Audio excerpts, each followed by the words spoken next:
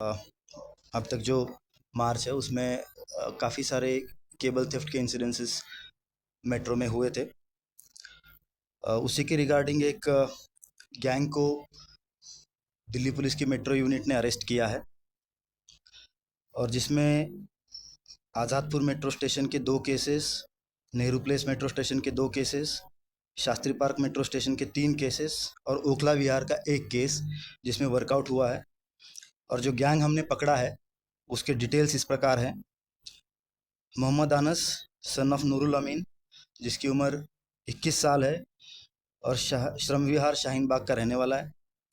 Karimulla son of Yusuf, Junaid son of Noorul Alam, Mohammad Alam son of Zafar, Suraj Singh son of Raghuni Singh, जिनकी age 21 से 25 के बीच में है।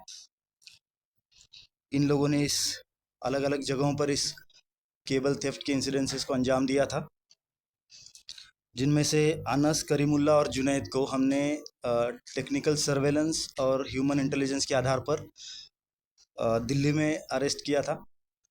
और आलम और सूरज सिंह, जिनको जब ये खबर मिली कि उनके साथी अरेस्ट हो गए हैं, तो ये पूर्वा एक्सप्रेस से कोलकाता की तरफ भाग निकले थे।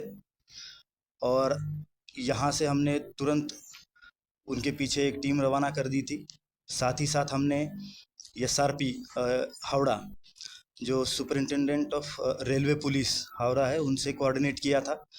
उनकी मदद से और हमारी टीम जब वहाँ पहुँची उनकी मदद से हमने इन 2 लोगों को, जिनका नाम मोहम्मद आलम और सूरज सिंह, इनको कोलकाता से हमने अरेस्ट किया है। ये पांचों अपराधी अभी न्यायिक हिरासत में भेजे गए हैं। इनका मोडस ऑपरेंडी ये था कि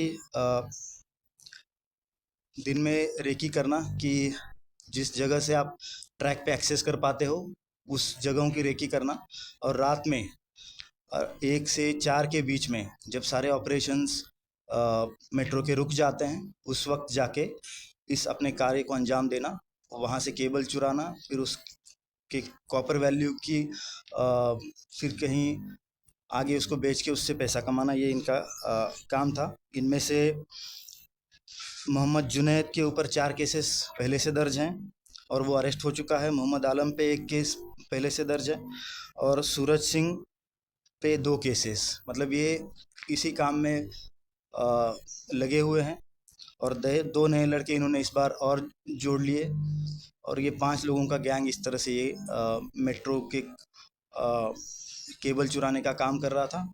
इनके ऊपर जो एफआईआर हमने अलग अलग थानों में दर्ज करी थी इंसिडेंसेस के आधार पर, वो थी under section 303 BNS, 78 DMRC act, 67 DMRC and 74 DMRC act के तहत हमने उनको एफआईआर दर्ज किया था और अरेस्ट किया है।